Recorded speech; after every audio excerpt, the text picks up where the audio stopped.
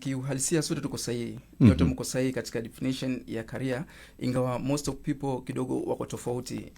Watu wakisikia neno career moja kwa moja mtu inakuwa inajenga tu kile ambacho yeye ameenda kusoma kule kwa university, kitu ambacho kiko tofauti. Hawajui kama career ni safari.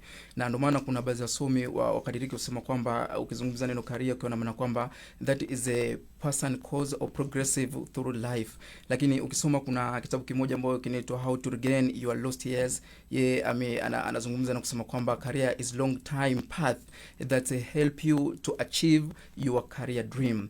Kwa hiyo yeye amegusa katika namna kama hiyo. Lakini kuna baadhi ya wasomi wao wakaifafanua kwa undani kabisa kwa ukizungumza neno career, wakimaanisha kwamba ni mwelekeo wa maisha ya kazi ya mtu ambapo yanajengwa kwa awamu kwa amamu kulingana na kipaji, yani talents, education, skills pamoja na work experience.